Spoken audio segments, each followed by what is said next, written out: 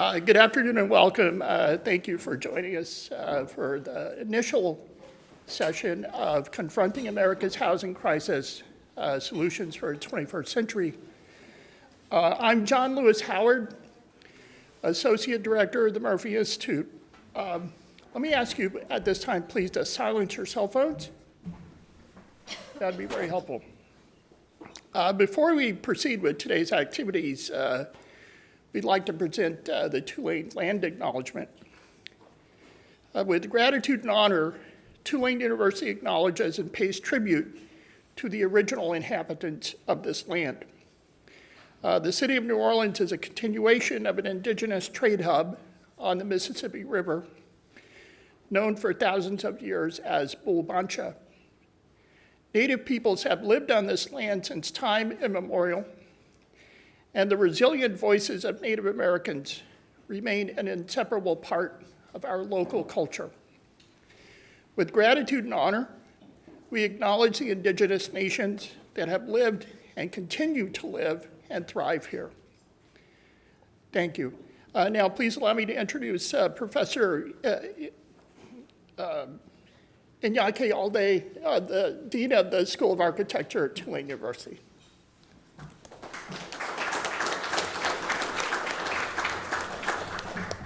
Thank you. Thank you very much. Welcome to our temporary home, this space at the New Orleans Culinary Institute.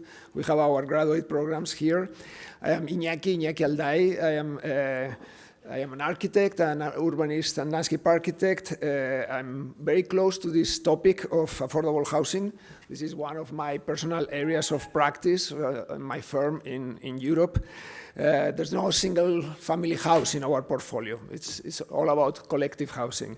And housing is a national crisis, as you know better than I am, but it's also an international crisis. It's in Europe, in Southeast Asia, where I have projects and work with the World Bank and other governments, and every continent I know of, Latin America, Africa, Asia, everywhere.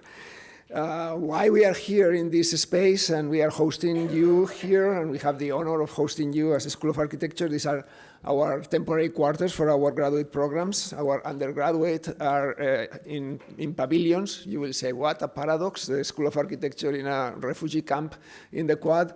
You will see that tomorrow. But this is a school that is growing a lot in the last 4 years. We have gone from 280 students to more than 700 students, 2 research centers, one on collaborative design with our communities, and another that we'll announce now of a new climate change and urbanism center. We are crazy hiring faculty, 9 last year, 12 this year. And we have achieved a certain financial stability for the school that allows us to renovate the Richardson Memorial Hall, that is that beautiful building in campus that many of you know. So we are in a really interesting moment in the school.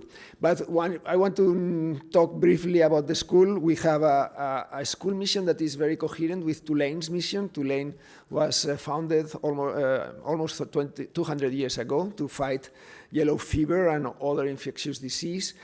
So a university very, very committed to deal with the urgent critical issues of the time.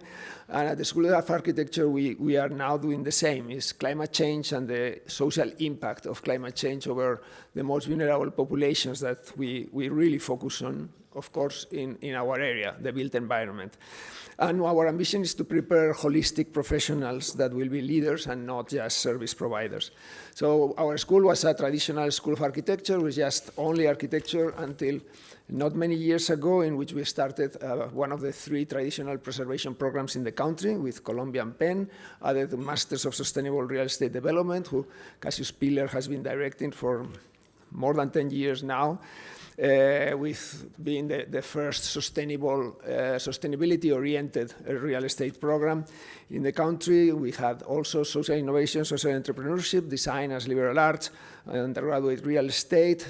We are the home for real estate at Tulane, and we are about to launch a sustainable urbanism and a unique Master of Landscape Architecture and Master of Science in Engineering. So it's a place of innovation, both in real-world solutions and in academics, in how to educate the next generation that is going to work differently to how we have been doing.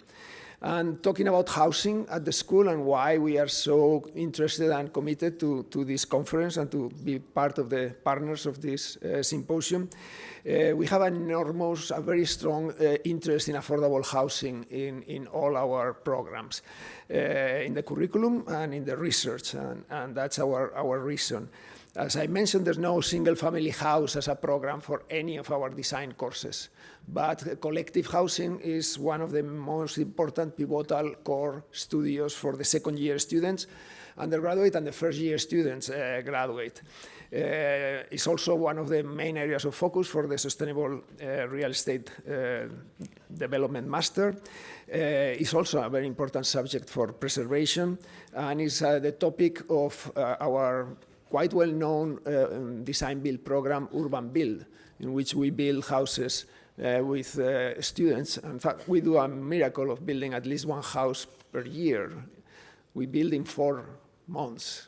So only students can do that, not a contractor can.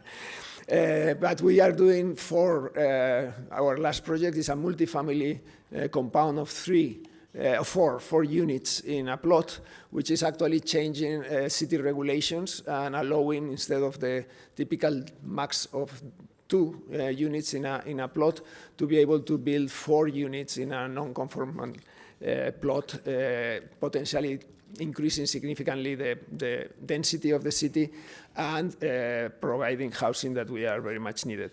And of course, we have master's students, many of them doing master's thesis also in housing. So we are thrilled, or I'm personally thrilled, to be part of the school, to be part of this conference that aligns so closely with our mission and our ethos. And I'm sorry I will be only partially here because my students are right now starting at 1, just underneath this floor. And I will have to join. I have said I will arrive a little bit late, but anyway. So thank you. Enjoy the symposium. Enjoy this wonderful weather and this incredible city, New Orleans. And thank you very much for being here.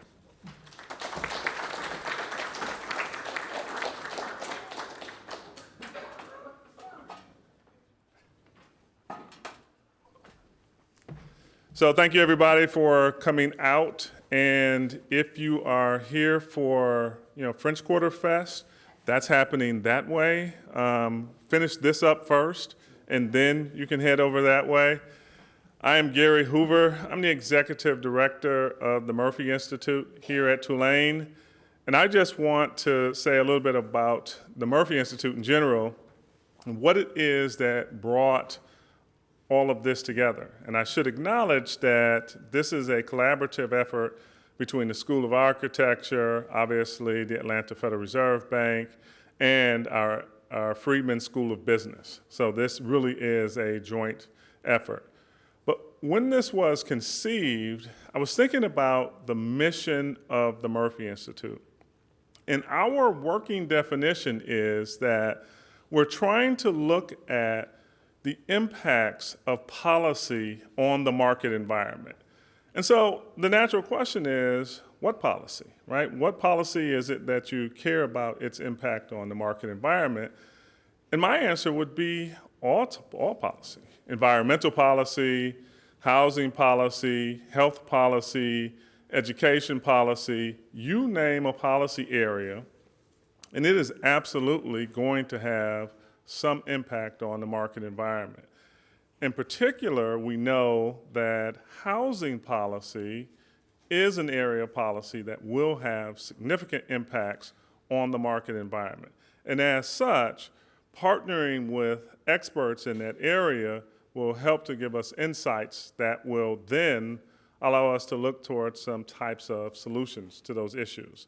And so that's why we're here. That's why we're all here, because I want to have a chance to dig deeper into how these policies impact the environment, but more so, what is it that we can say to policymakers, to decision makers that can help in that process? To that end, the Murphy Institute has 3 centers. We have a Center for Ethics, and that just makes sense, right? We have to be able to talk about the ethical impacts that decision makers are going to make. Obviously, there are legal implications, but there are also moral and ethical implications that decision makers should be aware of. We have the Center for Public Policy Research. That's what brought us all here today. This is a policy area. And we also have our Center for Law and the Economy, because obviously there are going to be legal implications that we have to be aware of. That's what Murphy does. And if you like this type of programming, the type of programming that you're here for today, then make sure to click your QR codes and all of the advertisements that we have, because this is what we do. Murphy does programming like this all year round. I don't want you to miss out on any of the great programming that Murphy is involved in. Before I go any further, I want to stop and acknowledge and thank Martha Murphy, because without Martha Murphy, there is no Murphy Institute and I don't have a job. So thank you, Mrs. Murphy, for being in attendance today. And don't forget to click those QR codes too, because we really want you to be involved in all of our great programming that we have here, especially for those of you who are local. And if anything that you hear here today, clicks in your head and it causes you to want to think about partnering with Murphy for something in the future, absolutely feel free to contact me to let me know about other programming opportunities that are available. To that end, I won't go on any longer, and I will have John Willis come up, who will introduce our speaker for today. So I won't thank our speaker. I'll thank John for thanking our speaker for today.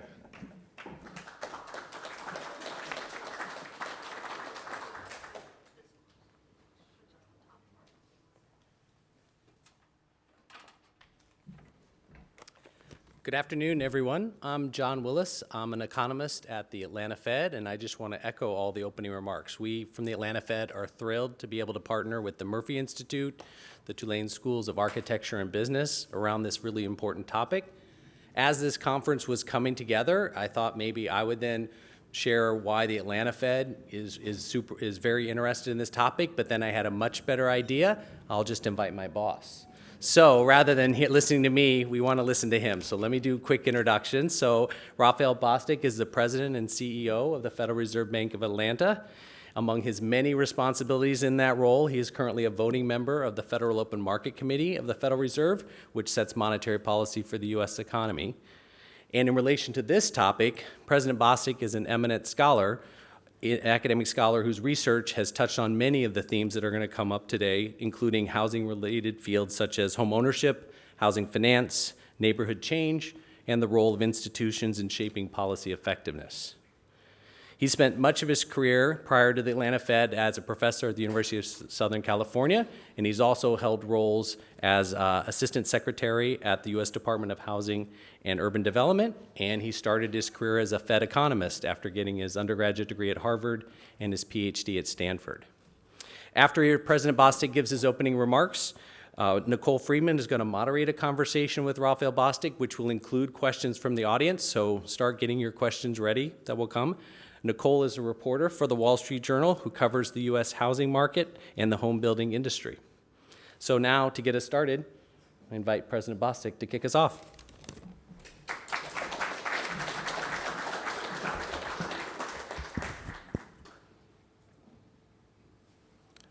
Thanks, John, and good afternoon, everyone. Good afternoon.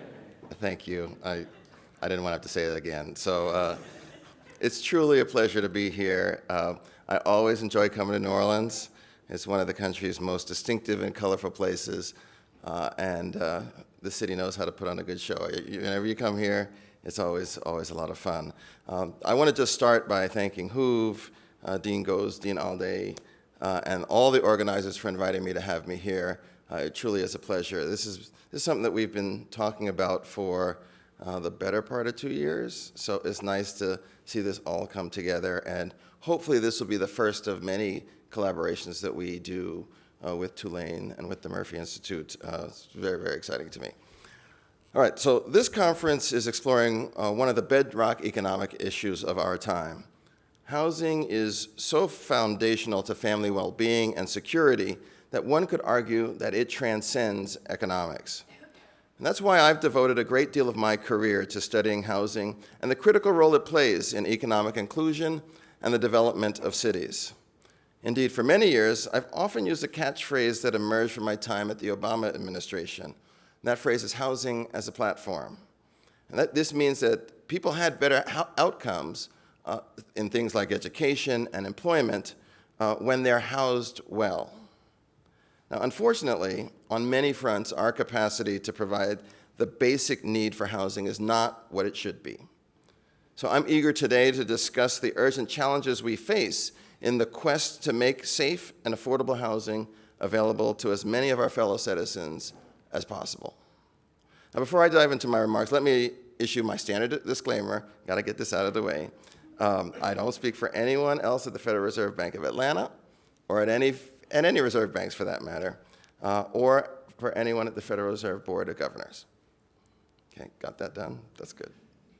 All right. So now allow me to start with a word about why housing supply and affordability and broader economic inclusion matter to a monetary policymaker. Soon after I joined the Atlanta Fed in 2017, we adopted advancing economic mobility and resilience as a strategic focus. We did so because we view economic mobility and resilience as essential to an inclusive economy, and especially to the pursuit of sustainable maximum employment, which is one side of the Fed's dual mandate next to price stability. In our work on economic mobility and resilience, we try to understand and explain why some people and places prosper and rebound from shocks while others do not.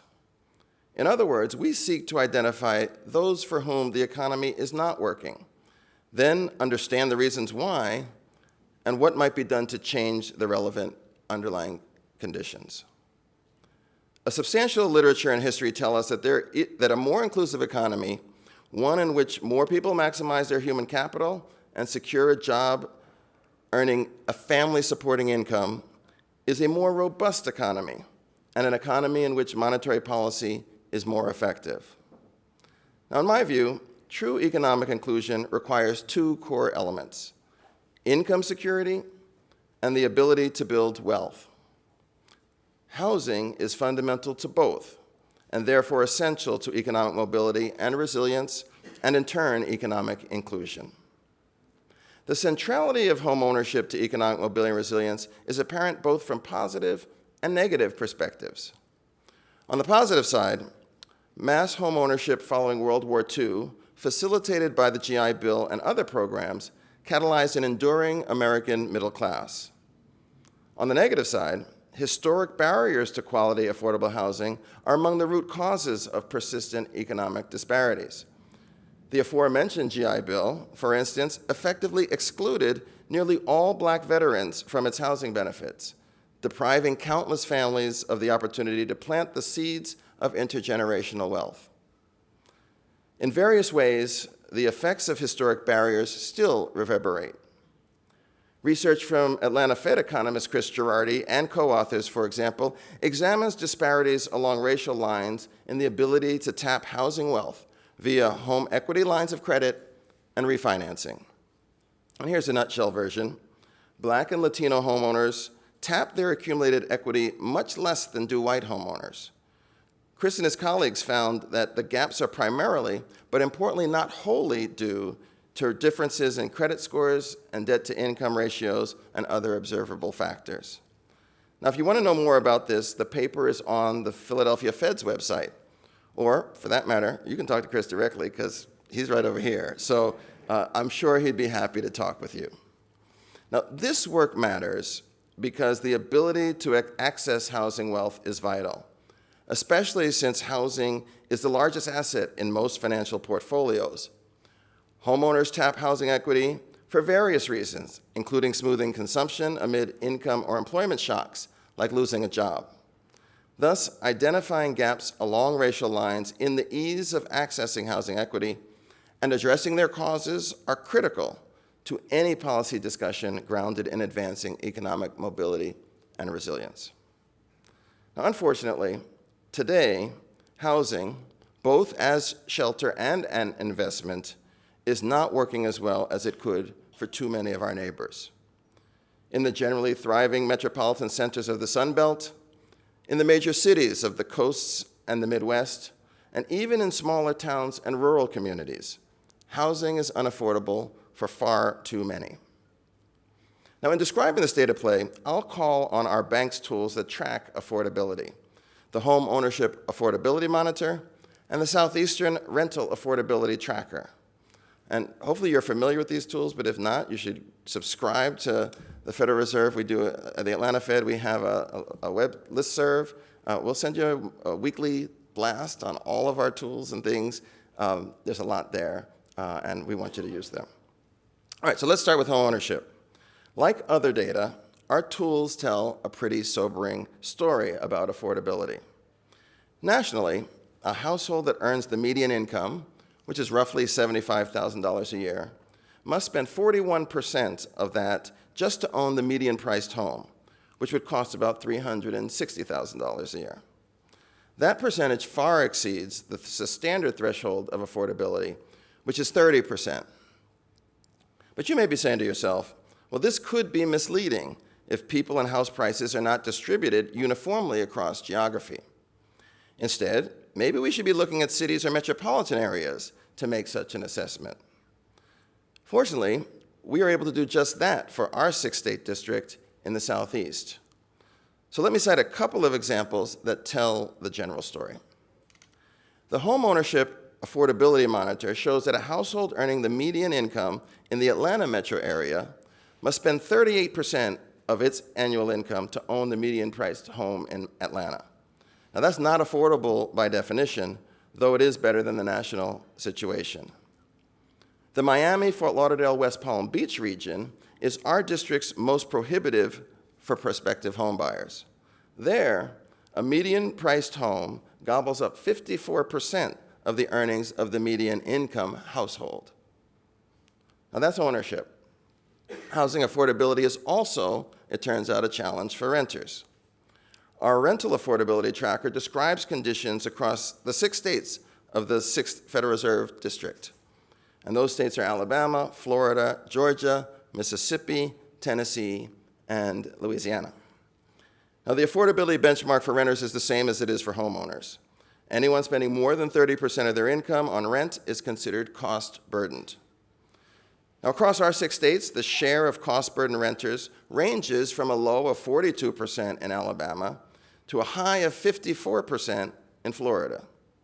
Now, this means that about half of all renters in our southeastern district are struggling to pay rent. Now, let's zoom in on the New Orleans metro area. The affordability tracker tells us that more than half of renters, 52% in all, are cost-burdened, and 31% are severely cost-burdened, which means that their rent payments consume more than half of their income. Now, when renters are unable to pay rent, they are at risk of eviction, and that's a deeply destabilizing event that can harm their ability to work, attend school, or find another place to live. A recent discussion paper by members of our Community and Economic Development team analyzed available eviction filing data and found that during the COVID-19 pandemic, when many renters experienced income shocks from lost work, renters in the Southeast experienced higher rates of eviction than renters across the country, even when eviction moratoria were in place. During the same period, data also show that state-administered emergency rental assistance dollars lagged in reaching renters in most of the states that make up our bank's district compared to other parts of the country. So there are systemic challenges that we have in the rental space. Now, I've talked mainly about metropolitan areas, but rest assured that affordability is a concern in rural places as well. The issue takes on a different cast in rural areas, though. Median incomes are lower, and in many cases, housing quality is the more pressing concern. And here I would include access to infrastructure such as sewer lines or functioning septic tanks as part of housing quality. Now, you might not know it from my remarks so far, but I truly am an optimistic person. So let me turn to more hopeful things. Now, I'll set this up by reminding you that house price is a result of supply and demand and how they interact. Demand questions are complex in their own right and involve issues touching on workforce development, education, financial literacy, and interest rates, among other factors. But from here, I'd like to make the point that we must also be thinking creatively about how to enhance supply. Now, I'm happy to say that numerous experiments aimed at boosting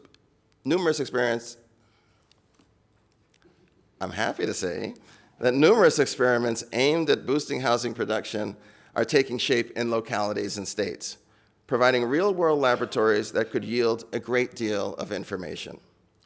Now, let's start in our own district. The state of Florida in 2023 instituted a law intended to relax zoning restrictions to make it easier to build housing, including affordable housing. And both political parties in the legislature collaborated to overwhelmingly approve the Live Local Act, as the law is called. Now, among other provisions, the law allows housing to be built in areas zoned for industrial and commercial use and relaxes building height restrictions. Now, this just passed recently, and so it's very early, and we've not seen much in the way of results. But even with that, the measure has already sparked pushback from local governments, developers, community groups, and others. In response, the state legislature has amended the law to address some concerns by, for example, tightening the original building height standards. Now, of course, public feedback and fine-tuning are part of any experimentation process. And despite the pushback, the Live Local Act could still significantly affect housing supply in the nation's third most populous state. So it definitely bears watching. Further from home, the city of St. Paul, Minnesota in 2023 overhauled its zoning code to promote housing density, accessibility, and affordability. In particular, the city eliminated zoning classifications that required the building of only detached single-family houses in designated areas. Interesting experiments are happening outside of metropolitan areas as well. Public officials, social entrepreneurs, and others are working to expand housing in rural places. Now, some of you in the architecture school here at Tulane are probably familiar with the Auburn University College of Architecture's Rural Studio.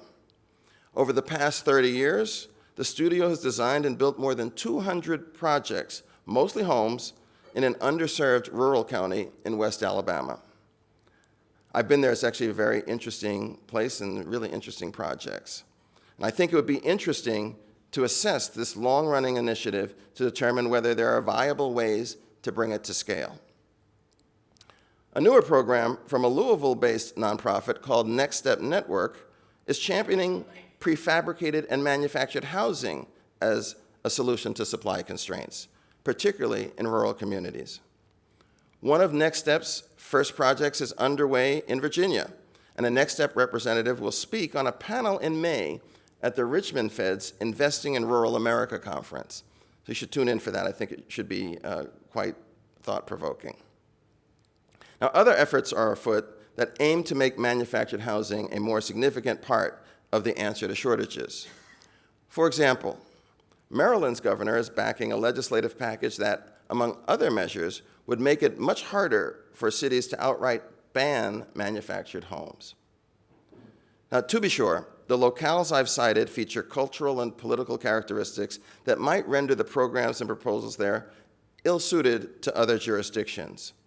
Furthermore, potential solutions to boost housing supply often raise concerns, ranging from a stigma attached to traditional notions of manufactured housing to basic resistance to greater density. All that notwithstanding, I still think we can learn a great deal from the experiments, both in terms of what housing actually gets built and what housing doesn't get built, and from the ongoing public debates over the various proposals and programs. And hopefully, we can use those lessons to better inform efforts to balance the competing concerns that influence housing production and ultimately produce more housing. Now, I should note that traditional market forces can also act to boost housing production. As in many places, construction in the Atlanta area has ramped up because of low inventories available for sale. Yet nearly all the production is tilted toward the higher end. Zonda Intelligence, which gathers home building data, calculates that more than 90% of new starts are homes priced at $300,000 and up. And this compares with 48% of new housing starts priced in this range before the pandemic. Now, many of the experiments I've mentioned and others like them include provisions meant to ease regulatory and permitting burdens that tend to restrict production. But broader evidence on these conditions paints a more complicated picture. Now, you're all likely familiar with the Wharton Residential Land Use Regulatory Index, which is the only comprehensive national measure of the regulatory factors that influence home production.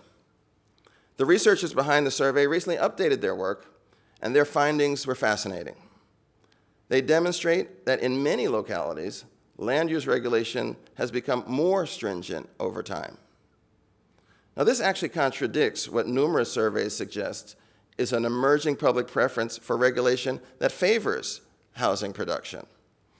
A 2023 survey conducted for the Pew Charitable Trust, to cite one measure, found that most Americans support a menu of zoning policies meant to enhance housing availability and affordability.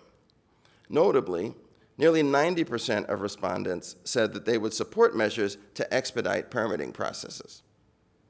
So even as public sentiment appears to have solidified behind boosting production and affordability, the updated Wharton survey finds little evidence that actual policy has moved accordingly. Now, a quick exercise by Atlanta Fed researchers revealed a tight correlation between the restrictiveness of land use regulation at the county and metro area levels and the unaffordability of housing based on our bank's affordability monitor. Not surprisingly, perhaps, it appears that the tighter the regulatory environment, the costlier the housing market, broadly speaking. Now, I've covered a bit of ground today. To synthesize it, I think this material underscores the reality that our dearth of housing, and particularly of affordable housing, is a vexing, incredibly complex puzzle. Most of us say we want more housing, yet at the same time, we appear to be making it hard to get more housing. Now, this might sound oversimplified, but what it comes down to in the end is the relative value we place on various public and private goods in our communities, and how those values manifest in policy and regulations. Now, I suspect you're maybe thinking I've raised more questions than I've offered answers. I'm not going to argue about that. That's probably true.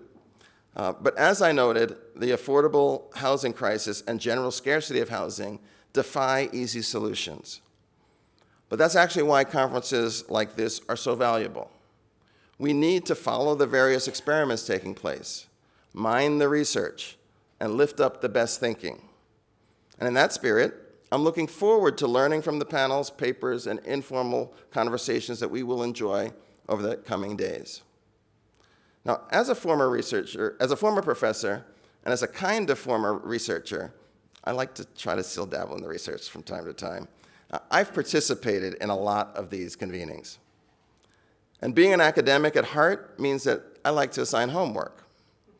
So I ask you, as you learn from the gatherings like we're doing today, and as you conduct your research, don't imprison your findings in scholarly journals.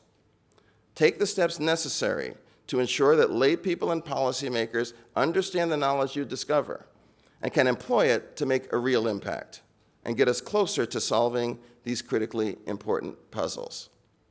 It will take all of us to ultimately assemble the pieces, but it can be done.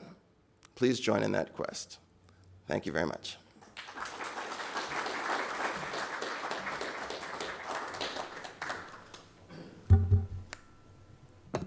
Can you hear me okay? All right. Well, thank you so much. You've given us a lot of questions to keep talking about, especially about housing affordability. But before we get into that, let's just step back and get your thoughts on the economy right now. What did you think of the inflation report this week, and does that change your outlook on whether the Fed needs to cut at all this year? So, can you hear me? All right, very good. You know, that's a good question. It's a question I get often these days. Here's what I would say. If you look over the arc of the last year, a year ago, I expected the economy to start to slow down, inflation to come down quite slow, and labor markets to slow as well. The last 6 months of 2023, inflation came down incredibly fast, and it really made me think that maybe my outlook wasn't so right. I think what we've seen over the last several months is much more the dynamic that I expected. And, you know, we're seeing inflation fall, but at the same time, we're seeing an economy that's pretty strong. It's more resilient than I would have anticipated. We're seeing GDP growth that is higher than trend. We're seeing many, many jobs being created, and wages are growing at a very strong rate. These are all positive things. And so for me, as long as we have signs that inflation is continuing to move to 2%, that's our target, regardless of how fast it's moving, I'm happy to let the economy continue to produce jobs, to continue to grow, to continue to have workers see their wages increase relative to inflation. So I'm not in a hurry. And this is really, it really emphasizes the words that I've been using and keeping in my head to describe my approach for a policy, which is grateful and vigilant. Grateful of all the progress that we've made, but we got to stay vigilant to make sure that inflation is staying on that 2% path, and we're going to continue to do that. So does the Fed need to cut it all this year then, if the economy is showing that resilience? So a lot of people are asking that question too. Here's what I would say. My outlook for 2024 is one cut toward the end of the year. And I expect that the economy is going to continue to grow. It's going to slow. I think inflation is going to continue to fall, but much slower than I think many would like. And this whole experience and the trend, the movement to 2%, I think is just going to take longer than is in many people's heads right now. And so we're just going to have to be patient, let it go. But the other thing I would say is, in many regards, we are still in a pandemic economy. And we've all been surprised repeatedly over the last 3 or 4 years about how things that have emerged and how things have occurred. So my outlook is my outlook, but I'm ready, that's the vigilant part, to pay attention to make sure that if something surprising happens, I adjust the outlook based on that. And right now I think it could go either way. The economy could continue to be stronger, so the pace of inflation's fall could be slower, or we could return to the second half of 2023 and inflation could fall faster, in which case I'd pull things forward. I'm really open to all possibilities at this point. So what does that mean for the housing market then? You know, we have right now mortgage rates around 7%, which has pushed a lot of buyers out of the market completely. But on the other hand, would lower rates be good for buyers, or would it just make it more competitive to get a home, push home prices up even faster? Well, you know, it's a hard situation. I think housing is in a difficult place. I think there are really kind of two dynamics going on here. So one is, I think about the first-time home buyer and those at the lower end of the income distribution, because for them, the higher interest rates really do mean that we're talking about higher monthly payments, and those are things that are going to put housing out of reach for many. And so there's that. Actually, maybe there are three dimensions here. Every time I call out a number, I always pick the wrong number. Then you have the existing homeowners, right? And what happened for many during the pandemic is they locked in their mortgages at very low rates, historically abnormally low rates, and so they're not inclined to go anywhere, which means that the supply of housing that is available in the marketplace is much lower, which is going to put pressure on prices as well. And then you have lots of folks who have means, and because of the dynamic that we've seen from the pandemic where people are realizing they don't necessarily have to live right next to where they work, they're moving around. And so in Florida, for example, a ton of folks, high net worth individuals, wealthier people, have moved down into the state and have put real pressures on the supply and the values there as well. So it's a very complex marketplace. The one thing I would say, though, is our charge in the Federal Reserve is price stability and maximum employment. Inflation at 3 or 5% is not price stability. We have to get it to 2%. And our primary objective is to get the foundational aspects of our economy in a place where the economy can then run on its own. And so that's got to be the primary responsibility. And what that will mean is at points in time, certain parts of our economy will have better or harder times. But in the long run, I think if we stay focused on our primary objectives and our mandates, everyone will be better off. So let's talk about that second group, those kind of locked-in homeowners. I talk to them all the time. I hear about this all the time. You want a bigger home, you want a smaller home, you want to move to a different city, but it just doesn't make financial sense to give up that 3%, 3.5% rate. And the FHFA put out a paper recently that said that estimated that the lock-in effect prevented 1.3 million home sales between the middle of 22 and the end of last year. And so what does that lock-in effect, more broadly mean for the economy and for mobility? And how should monetary policy take those kinds of dislocations into account? So, it's actually a very interesting question. So, in my previous life as a professor, we would talk about this, and we really, some colleagues of mine started to do work looking at mobility, and really talked about home ownership as potentially a barrier to mobility in ways that would make job matches not as optimal as they could be, and keep people from going to jobs in other places, particularly outside of the metropolitan area in which they live, which is a drag on the economy. And so I think there is some lock-in. The lock-in effect is going to facilitate that kind of dynamic. The thing that's interesting, and I think this would be a really interesting research project, is that we also know now that people can do their work remotely. And there's a much larger awareness of that possibility. And so it might be the case that even though people are physically limited, their ability to be present as an employer or as an employee in distant markets is elevated in ways that may actually reduce the extent of that lock-in effect being a drag on the economy. Now, I don't know what the answer is. And let me just say, during the pandemic, I heard from a lot of employers who told me, a lot of bankers, for example, would tell me, I am struggling to retain my workers because they're seeing job applications for job openings for loan operation or reviewers in far-flung places at much higher wages.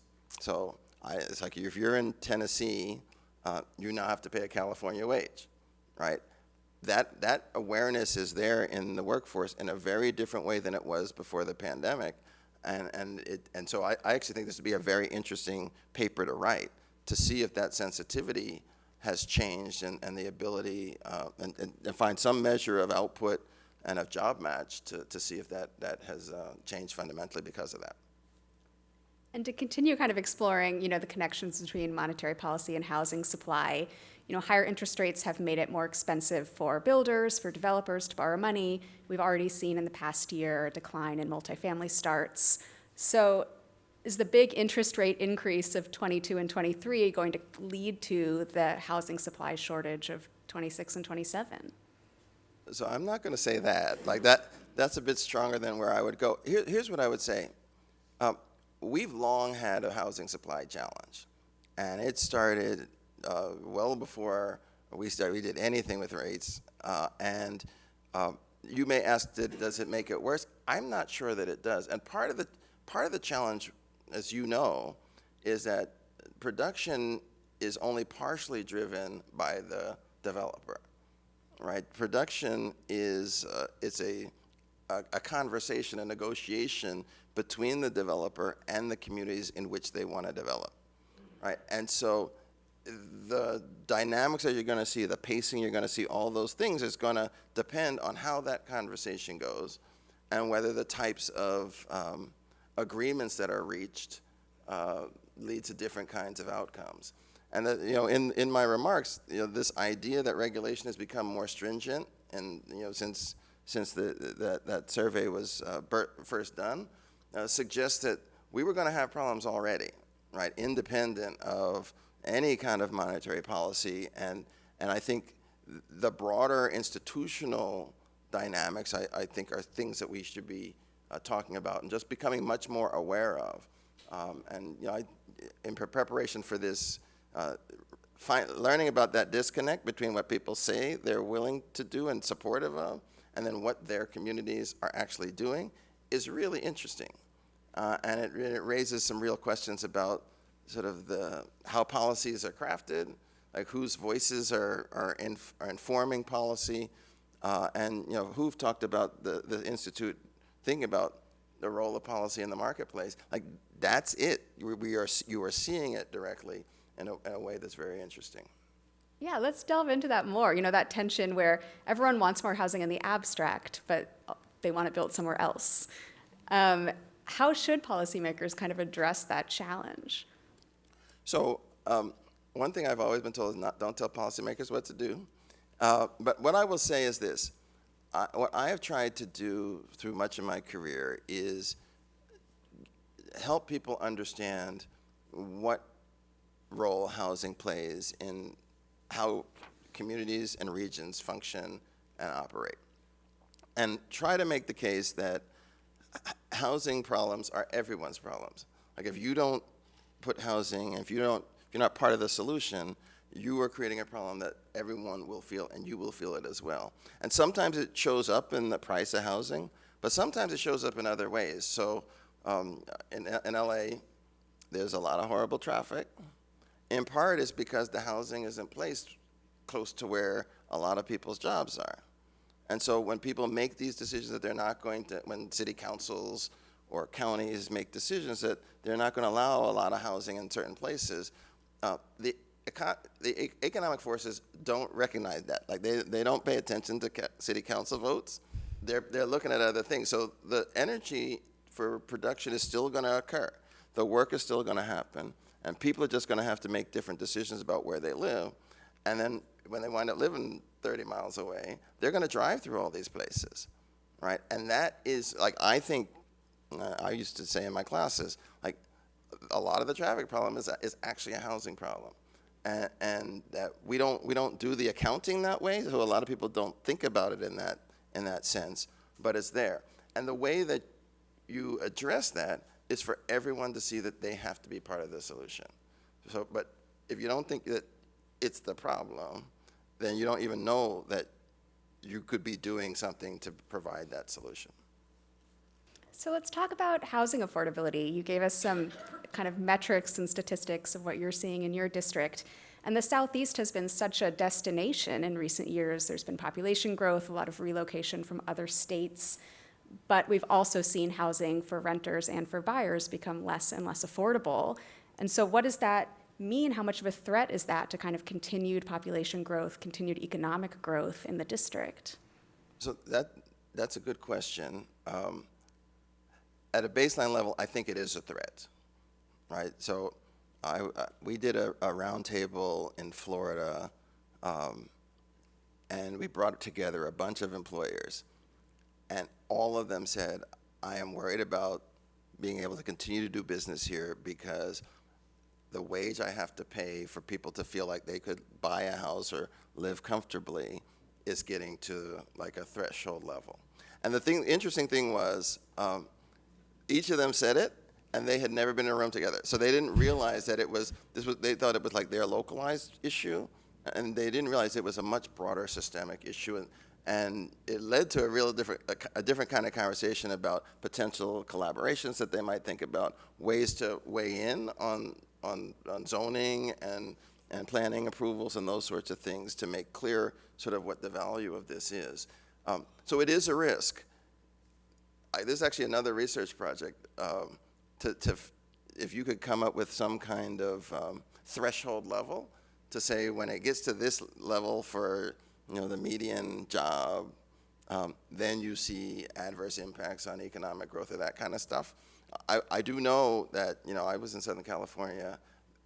There are lots of communities where this was a problem. So if you went to Santa Barbara, a lot of the workers in Santa Barbara were driving hour and a half one way because housing was so unaffordable proximate to the town, to the city, and that's going to limit the types of employers that are going to be willing to be there in pretty significant ways. And I think every place has to be considering that and understanding where their risks and their opportunities are to be able to make informed decisions to try to remain competitive.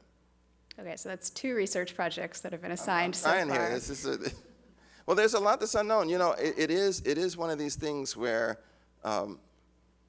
it's so familiar that you don't do the sorts of research in some regards, and so just calling it out, like there are things we need to know and understand, so that we can talk to policymakers and decision makers to just make them aware of some key parameters that could cause them to understand fully or more fully the implications of particular decisions.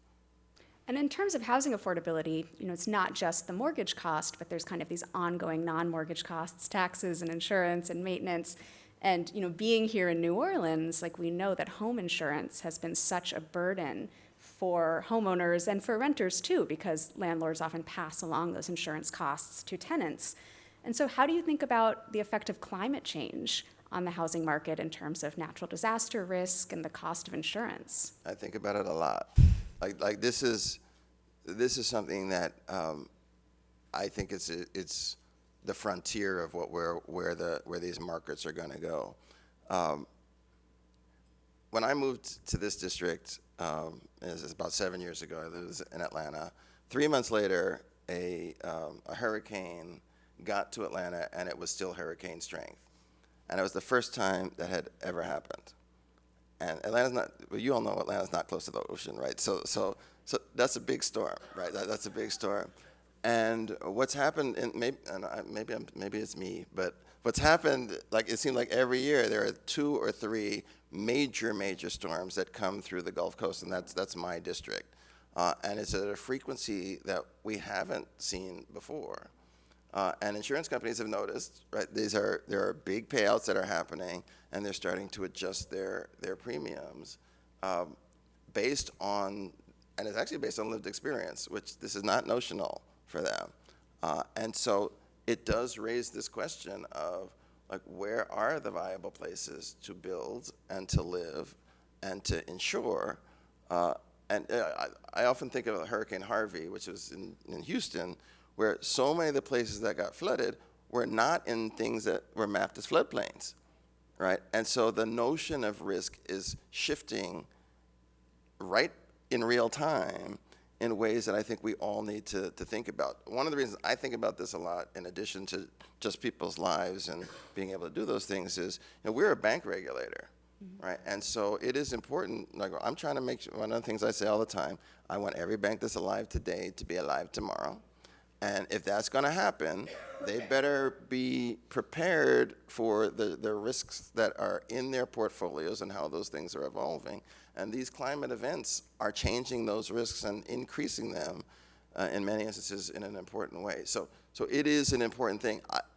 You know, it's the solutions are going to be super hard, I think, because the actual exposures are significant.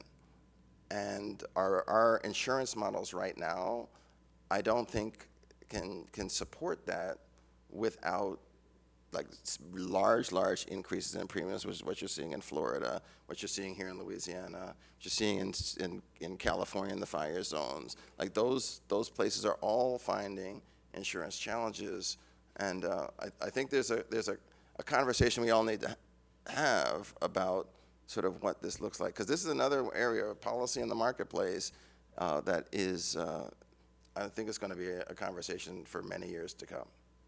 It's a really tough question, and, you know, I actually used to cover the insurance industry. Oh, so you're the perfect person for this. And talking to insurers, you know, they kind of say, well, everyone says it's on the insurance industry to price the risk, and then that will help people make decisions about where to live. But they say we reprice every single year. We're really only looking ahead 12 months. It's on kind of the real estate industry. They're making decisions for decades. Or the lending industry, they're making 30-year mortgages that they should have that long-term kind of time horizon. more really than the insurance, and everyone's pointing at somebody else, of course. course.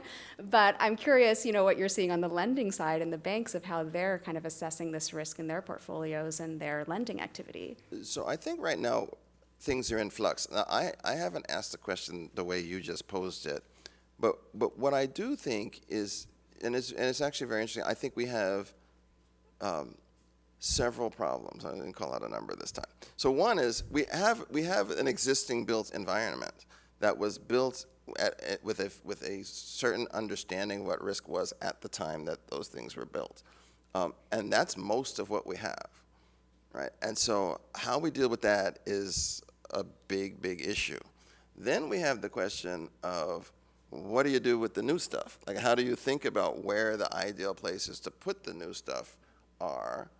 And how do you incentivize or facilitate an awareness that this is the case, so that the stuff goes to the right places, or the lower risk places or the more sustainable places, if you wanted to say it like that.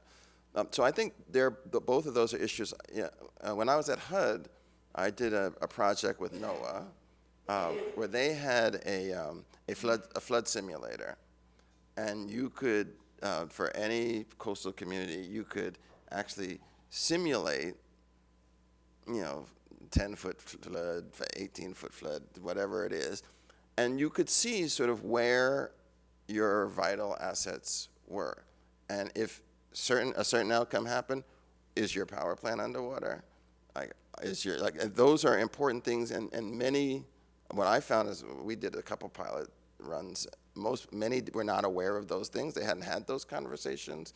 And I think that's another source of risk that we need to think about in terms of how our real estate is distributed, so that we have our contingencies in place, because thinking about it after it's already happened is not ideal. We'll just say that. And so making sure that everyone is on top of this at the beginning is good. And in Louisiana, this is maybe a sensitive question, but in the future, are there places that you think maybe just people shouldn't live?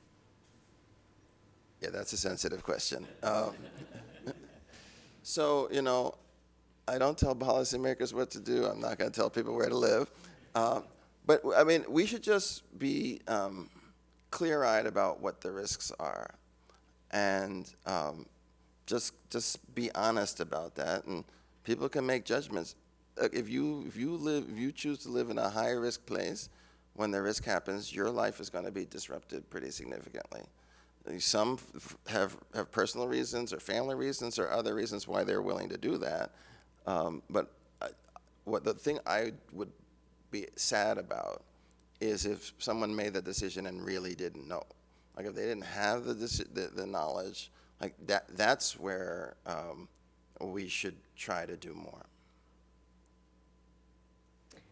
Should we open this to audience questions at this point? I think someone will be coming around with a microphone. Got a couple of minutes for a couple of questions. If you put your hands up, I'll take a look, and I shall hold the mic.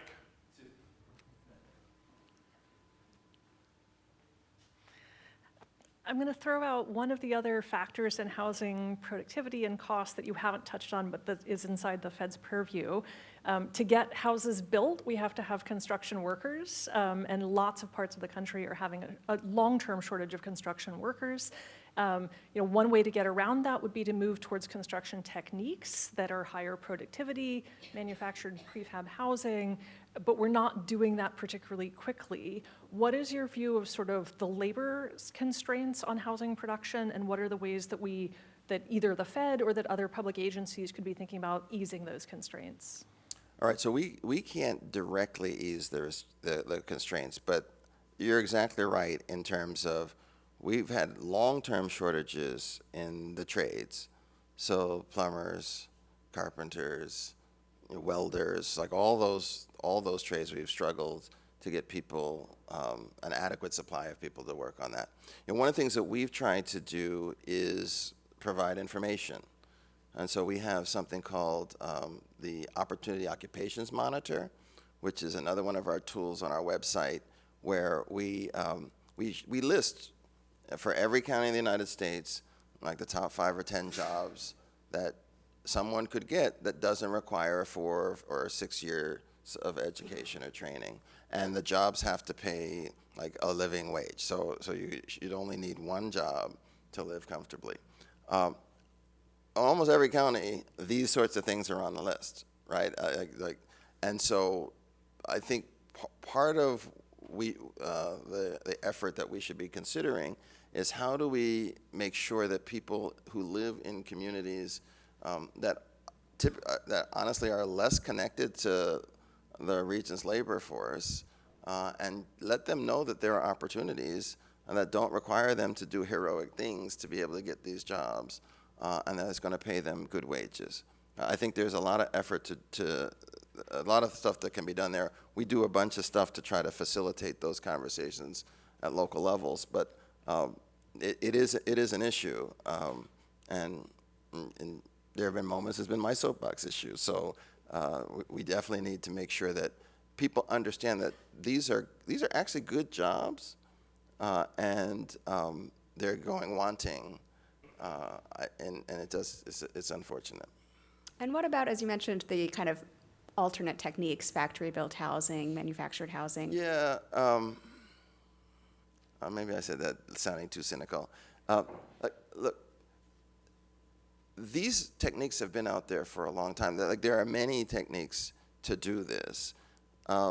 It's somewhat of a mystery about why none of them have seemed to find a way to get to scale.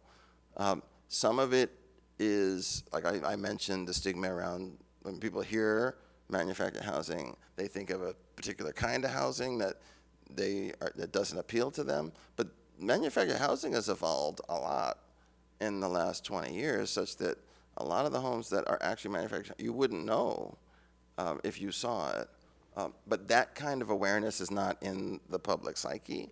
And so there really does need to be a whole campaign by someone to make people aware of these other possibilities. And the 3D printing of houses is another thing that exists. It exists.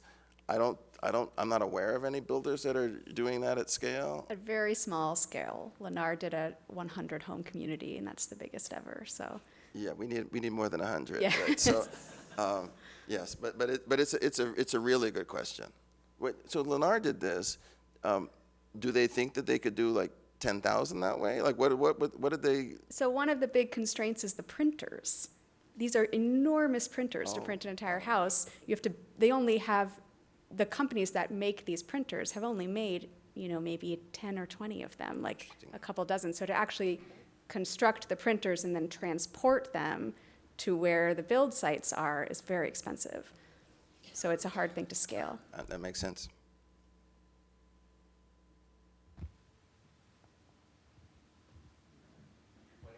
Yeah, I didn't know if you had.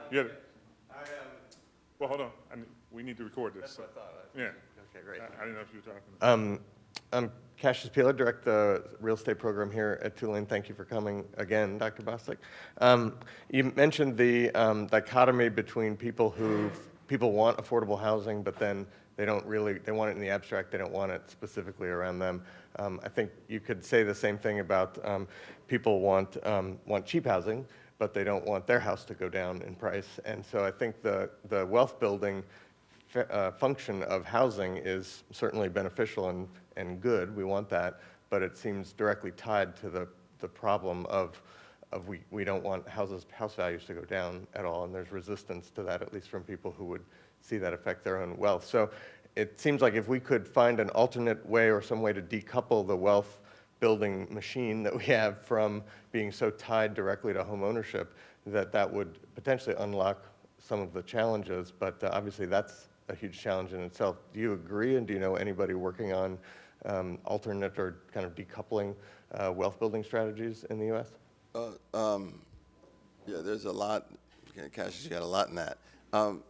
One thing, first thing to say on this is there's a perception that affordable housing adversely impacts property values. I think the evidence is not actually supportive of that view in many instances. And so this is another area, I close with the idea, like, we got to make our knowledge known. Like, we have to find ways to get the evidence base of these things much more broadly understood. We actually just did a project, a paper that got published on showing that low-income housing tax credit properties actually can be associated with increases in property value because it's replacing a blighted property with something that's actually stable and providing value. And so we need to be more refined and just more clear-eyed in how we talk about these things, so that people are making decisions based on the right information. But in terms of wealth building, I was talking yesterday in Kansas City, and we were talking about homeownership, and I made the point that homeownership isn't for everyone. And so we want to make sure that when people become a homeowner, they're able to stay a homeowner, and it doesn't throw them into a financial hardship.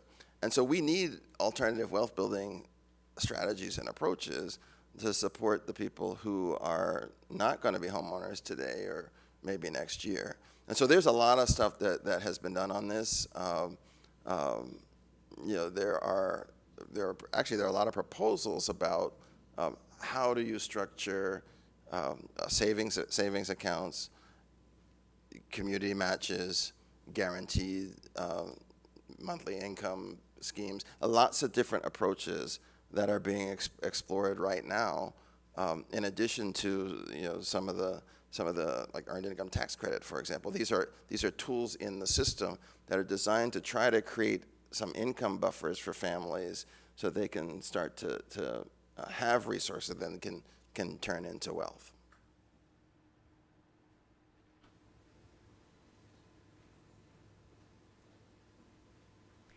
Good afternoon, Andronika Morris with Housing NOLA. So one of the things that Cassius's question prompts for me, and it's something that you started to allude to as well, is the Fed's priority around housing stability, right? And how do we get to the deeper part of these questions given where we are as a country with these ideas of pushback against the concepts of equity and diversity and equity and inclusion, and seeing that that is something that we have to push back against when the research tells us that at the root of this problem is keeping African Americans, keeping other people of color, immigrants on a train where they can't ever really build wealth, they can't ever get to housing stability, so that, and keeping people with certain money and access to power feeling like their investments are winning in order for other people to lose.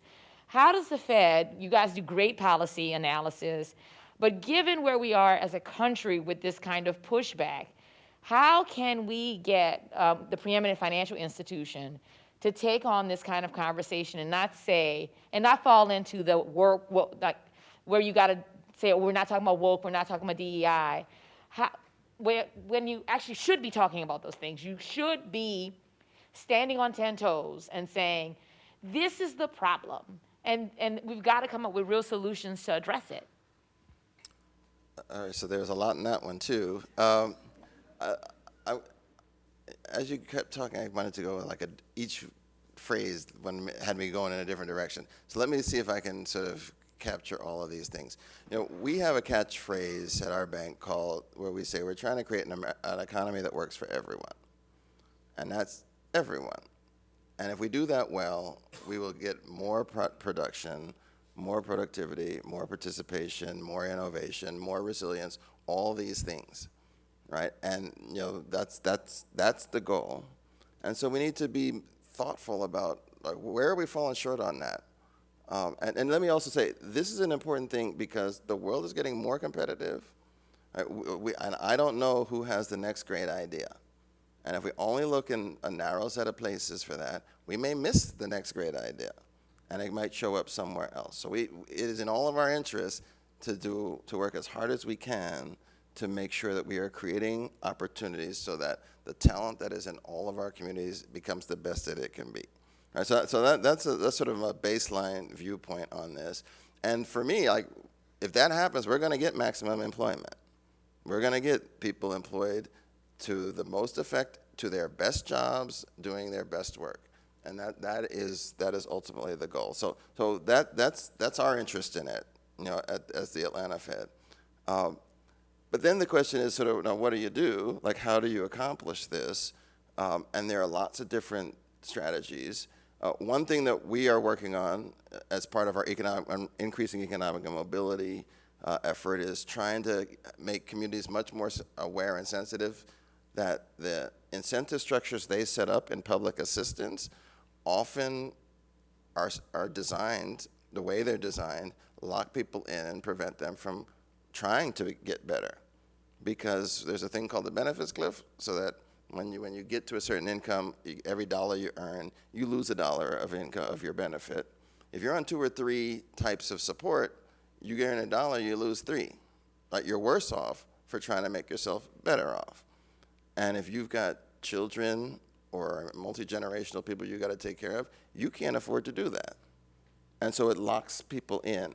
And it leads to the treadmill that you were talking about in your commentary.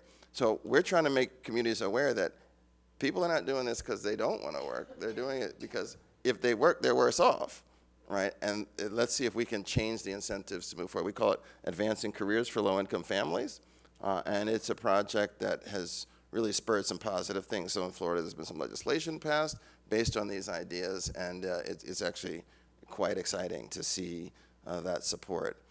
Another thing I would speak to on this is the Federal Reserve and financial regulators have recently been working on the revisions to the regulations to the Community Reinvestment Act. That's an act that really charges us with encouraging banking institutions to invest in the communities from which they get deposits, and be thoughtful about those things. And one of the things I've been very excited about with the CRA modification, an update, is that it's broadening the set of investments that count. Because in many communities, you could give someone a loan, but if they're not ready to get the loan, they're going to not use the loan well and probably lose the money, right? So we need to make sure that we're providing the support, meeting communities and people in communities where they are, so that ultimately down the road, when they get that loan, they make the most out of it. And so those are the sorts of things that are happening. There's a lot all over the places. Those are things that touch the Federal Reserve specifically, but it is something that we're definitely paying attention to. Oh, you hold the thing? Oh, yeah, I'm holding the mic. You're holding the mic? Yes, All right, I control the mic. You control the mic. Well, let me aim myself at him.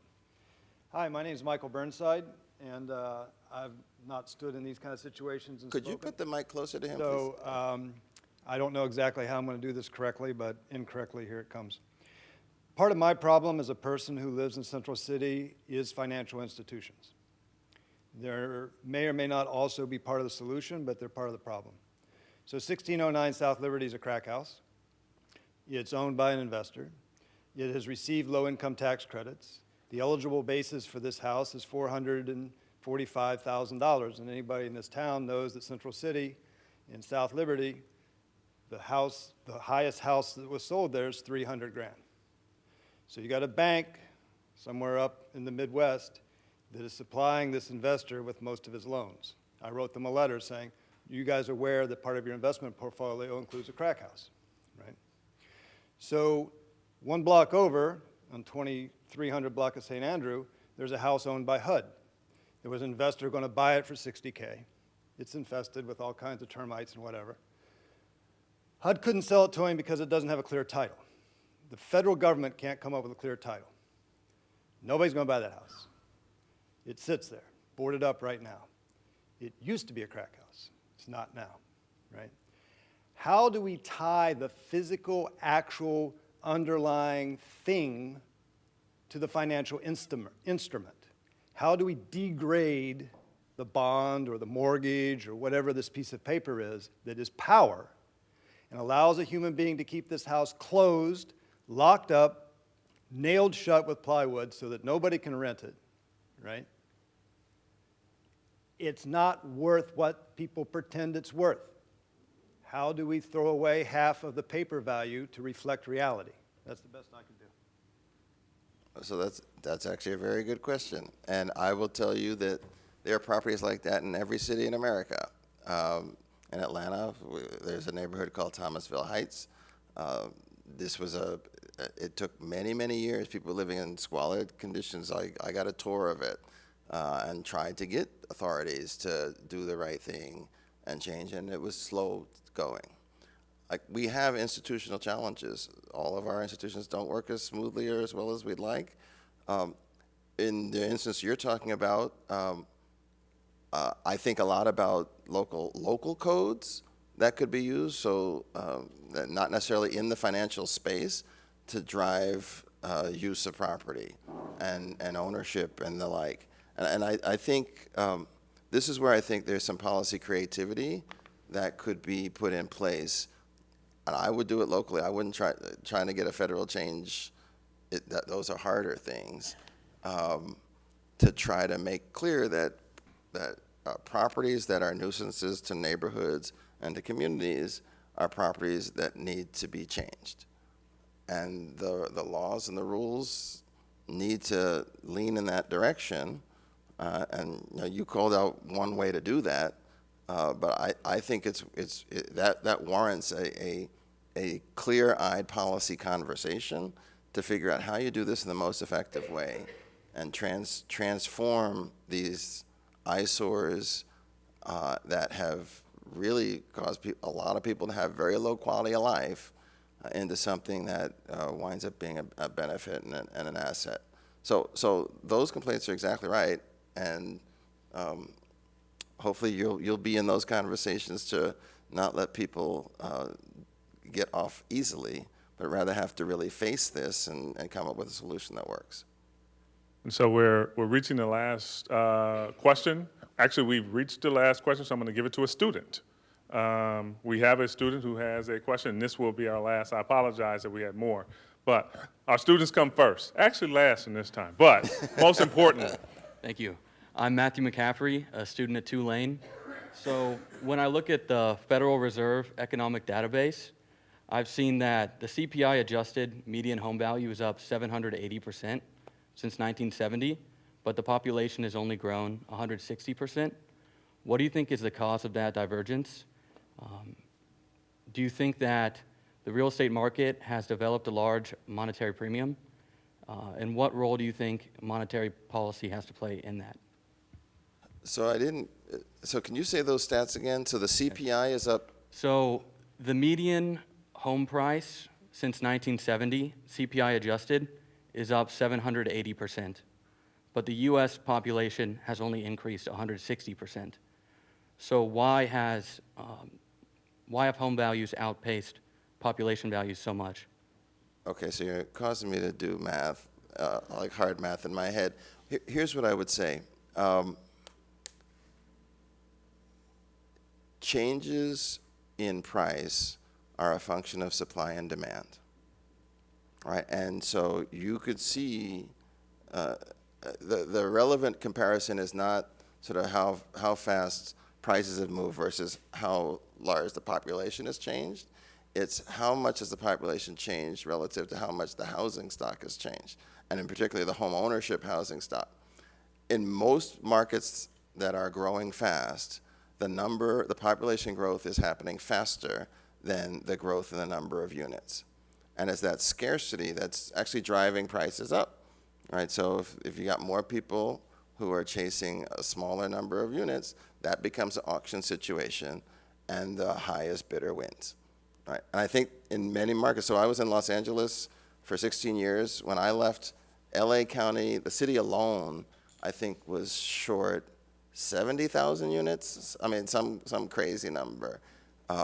And if that's the dynamic you have, prices are going to go up. You're just going to see a lot of pressure. In Atlanta, over the last several years, there's been tremendous job growth, and the building has not kept up with it. And in those instances, that's what you're going to get. Now, in other markets, the issue is much more like on a housing quality side. So you wind up with a lot of housing that has aged out, and it's at a level or a quality that you don't want people living in those homes. But then there aren't replacement homes being built, or there's not maintenance that's happening to keep those in the marketplace, right? So you wind up with these same supply-demand challenges in all these places. It plays out and it shows up differently, but it's been a consistent story. And you know, when I started this job, I'm coming from LA, and so I'm thinking, okay, I'm at, you know, the top of the heap in terms of affordability. No one in the Southeast is going to complain about housing affordability. It's impossible. And it's everywhere. Like every place I go, this is on the list of things that are challenges, and it's uniform. The uniformity of that is striking, and it's kind of unlike pretty much any other thing that you see. It's really something that, I mean, again, we need to have more things like this where we're talking about challenges for housing, because it's a problem that we need to find real solutions for. Great. I think that's an optimistic-ish note to end on. Thank you so much. As the informal MC here, we're going to take a break, let you take a break, and then we're going to start with our panels. But before we do this, there's no way that we can acknowledge, first off, President Bostic, but you didn't introduce yourself to start with. I'm so sorry. I'm Nicole Friedman. I'm a reporter with the Wall Street Journal. I write about the housing market. So, President Bostic and Nicole. Let's take 5 minutes, and then we'll come back to our next panel.